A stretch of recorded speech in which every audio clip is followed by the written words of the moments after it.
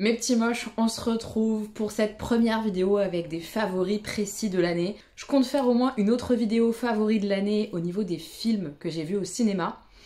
Mais là, on se retrouve pour les bouquins. J'ai lu, je vous rappelle, puisque je l'ai dit dans mon petit bilan, si vous n'avez pas vu mon bilan de l'année, je vous le mets dans le petit i. J'ai lu 68 romans, livres, vrais bouquins en tout cas, cette année. Donc vraiment hors manga, hors BD. J'ai eu beaucoup de très bonnes lectures, très peu de flops et de déceptions. J'en ai, mais très peu. Et ça a été compliqué de choisir quels étaient les meilleurs livres. Je voulais à la base faire un top 10 et j'ai pas réussi. J'ai un top 12 avec un peu de triche. Vous allez voir ça. Mais bon, c'est une petite triche comme ça. Et c'est que des bons livres. Donc c'est pas grave si je triche un petit peu. Un tout petit peu comme ça. Léger.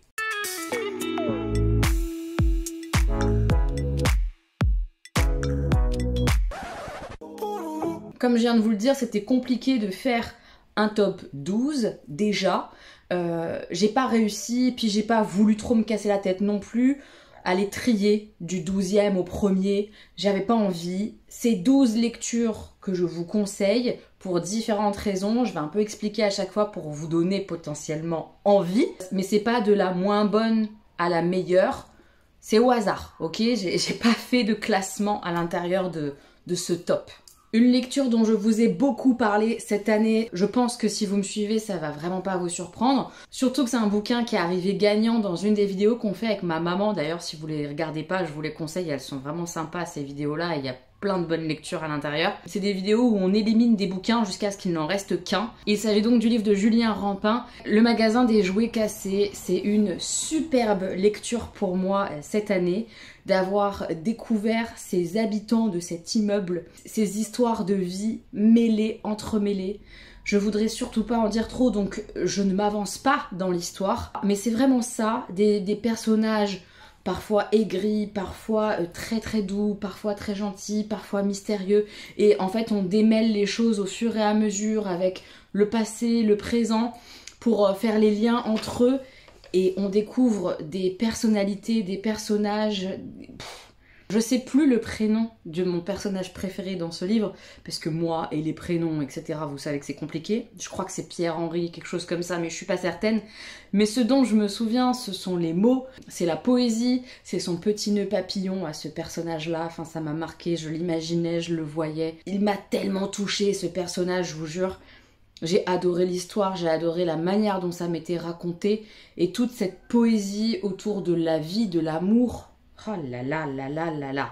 C'était superbe. Si vous aimez les histoires de vie qui se mêlent, qui s'entremêlent, ça va vous plaire, je pense. C'est très beau. Voilà, c'est très très beau, c'est moderne avec de la poésie à l'intérieur, touchant, des personnages qui sont pas lisses, qui sont justes, qui ont leurs déboires, leurs défauts, leurs erreurs, leurs choix en tout cas. C'était trop beau. J'ai adoré ce bouquin-là. Je sais que Julien Rampin en sort un là bientôt de bouquin. J'ai super hâte. Un livre qui m'a mis un uppercut dans la gueule. C'est vraiment ce que je dis. C'est un uppercut en pleine tête. C'est Je me suis tue. C'est un bouquin que j'ai beaucoup recommandé, que j'ai recommandé à Bérangère, qui l'a lu et qui a beaucoup... aimé. Alors on a du mal à dire aimer avec un tel livre, tellement il est bouleversant, touchant, dur. C'est un livre que j'ai offert à Jenny qui l'a lu aussi. Je la laisserai en parler si elle le souhaite dans ses vidéos.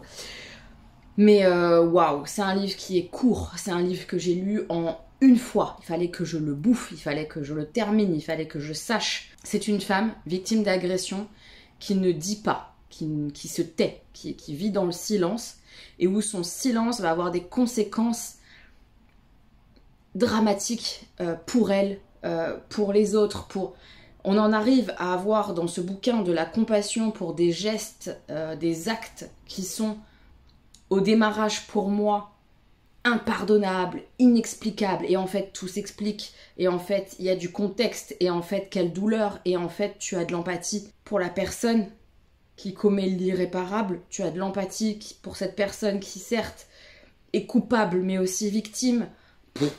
C'est une histoire de femme hyper violente, hyper dure. Les mots, l'écriture, je vous assure que c'est vraiment un uppercut. C'est assez violent, il faut être prêt à l'encaisser. mais c'est une merveille d'écriture, une merveille de livre court. C'est superbe. Enfin, franchement, ce livre, il est dingue. Il est vraiment incroyable. Un livre qui m'a terriblement touchée par les thématiques abordées, bien sûr, c'est Nos plus belles années. Et aussi par ces personnages qui sont très différents. Ensuite, deux jeunes femmes qui vont étudier dans le nord de la France, loin de leur famille. Et là encore, il y a les notions d'agression sexuelle. Mais c'est génial, notamment, je trouve, pour expliquer ce qu'est une agression sexuelle, pour expliquer le consentement. Oh, ce livre-là, je crois qu'il faut le faire lire à nos jeunes, en fait, à nos enfants, etc. Enfin, moi, je le garde vraiment en tête pour le suggérer à mes fils, à leurs proches, parce que le consentement, c'est pas blanc-noir, il faut comprendre toutes les notions du consentement. Et ce livre-là est une merveille pour ça. Et merci à l'autrice d'avoir fait ce boulot-là parce que il est terriblement bien foutu. En plus, c'est pas juste de la morale pour de la morale, c'est pas juste de la thématique importante et dure comme ça. Tout est très bien construit, tout est bien lié par des personnalités différentes, plein d'aspects différents sur l'amour, sur ce qu'on ressent, ce qu'on ressent pas. Est-ce que c'est normal de pas ressentir d'attirance, de sentiments? Plein de thématiques abordées dans ce livre. La vie étudiante, évidemment, qui est très abordée dans ce roman-là et de la bonne manière. J'ai adoré cette histoire. Vraiment, je me suis complètement laissée embarquer. J'ai trop aimé. Un livre que j'ai lu parce qu'il a fait grand bruit sur les réseaux sociaux, clairement, et il a fait un tapage, je trouve, on en a beaucoup entendu parler. C'est Les 7 maris d'Evelyne Hugo, et je comprends pourquoi on en a parlé. J'ai été embarquée totalement. On suit une fiction, et pourtant on a l'impression que c'est une histoire vraie, tellement que c'est bien fait. Donc ça, c'est quand même très fort. On suit une fiction où on est avec une journaliste qui interroge une actrice qui est proche de la mort, clairement, qui a fait une carrière incroyable et qui a eu dans toute sa vie 7 maris. Et elle va lui raconter sa vie, ses 7 maris. Donc tu te dis, oh, c'est loufoque, qu'est-ce qu'elle va nous raconter, ces histoires d'amour, en plus c'est fictif, c'est pas dingue. Je vous jure que c'est dingue, je vous jure que c'est palpitant, que c'est passionnant, qu'il y a des retournements, des situations qui sont vraiment top, très bien ficelées.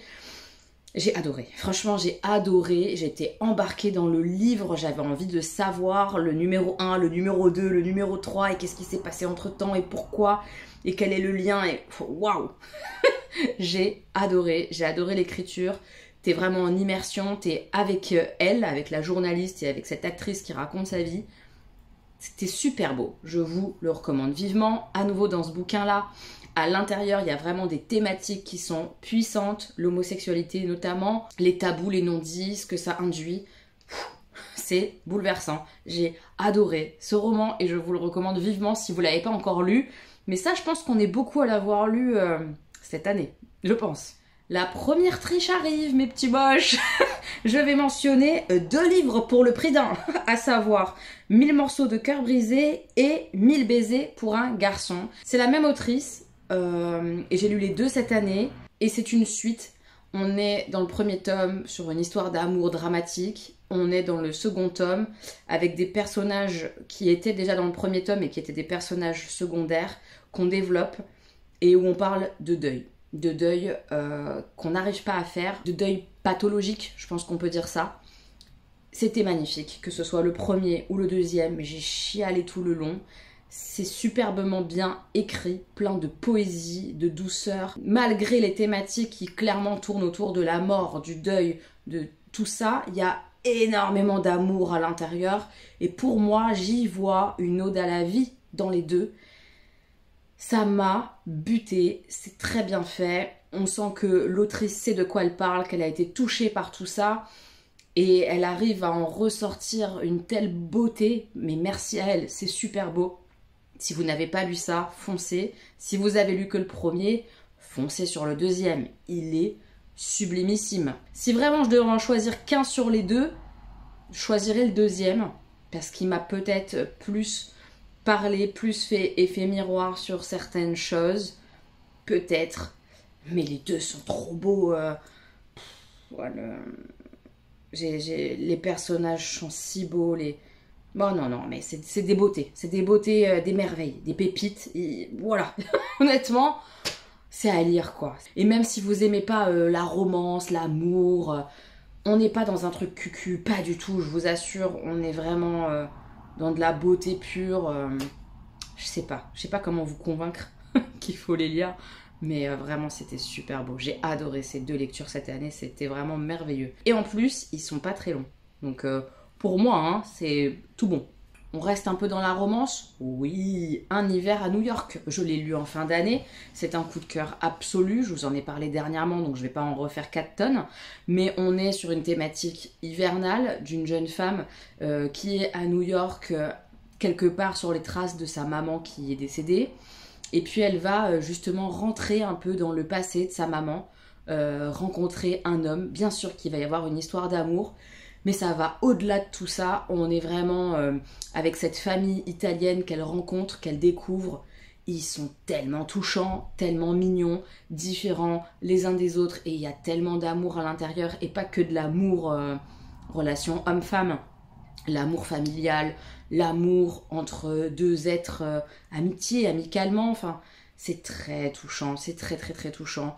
J'ai été tellement bouleversée par les personnages. Je trouve que c'est pour le coup une romance bienveillante, où on dénonce les choses qu'il y a à dénoncer, où on communique, où on parle, ça fait du bien, où on se dit les choses, où on est clair, où on est honnête, où on se laisse embarquer par des sentiments qui nous cueillent. Ah, moi, ça m'a complètement embarqué. J'ai adoré. J'étais triste de laisser les personnages à New York. En plus, New York, j'ai trop envie d'y aller, donc ça m'a encore plus donné envie.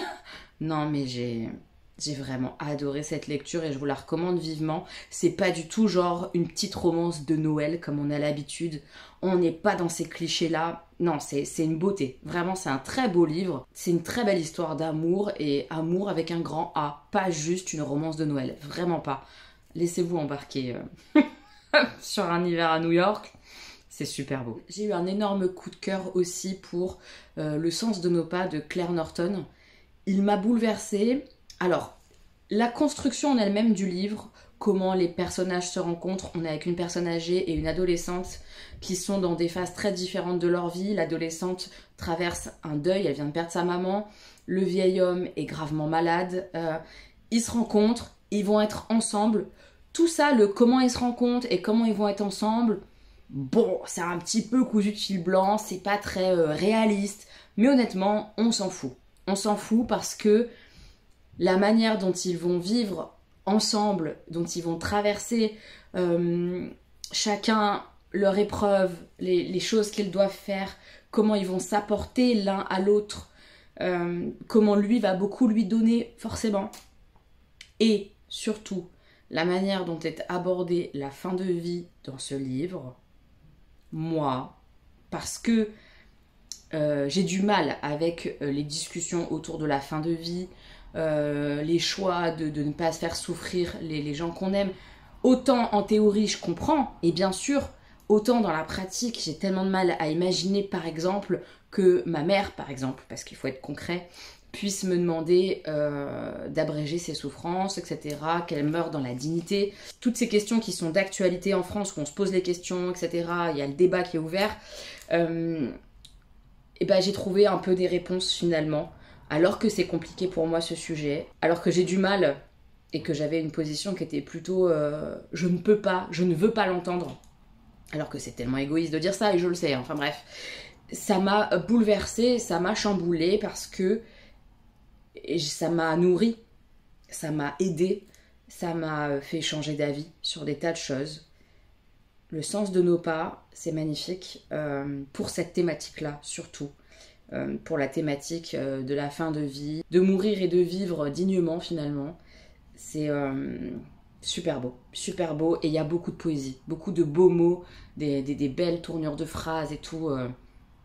J'ai été attrapée, voilà, j'ai été attrapée, ça a clairement fonctionné sur moi. C'est une très belle histoire que je vous recommande dans cette thématique-là. Le premier Marie Vareille que je lis, La dernière allumette, écoutez, coup de cœur, évidemment coup de cœur. J'ai hâte d'en lire d'autres du coup d'elle. Je pense qu'il faut partir sur ce bouquin sans connaître les thématiques Alors oui, c'est dangereux parce qu'il y a des trigger warnings, tout ça, mais si on sait, ça gâche. C'est hyper bien écrit, hyper bien ficelé, j'ai envie de dire.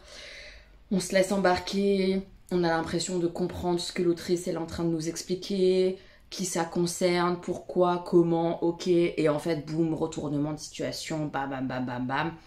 Et tu le vois venir, mais pas trop en avance, c'est très bien foutu. C'est de la dentelle. Franchement, c'est super bien ciselé, c'est magnifique. J'ai adoré cette lecture, c'est dur, c'est prenant, t'as envie de lire, t'y retournes très facilement, c'est très page-turner.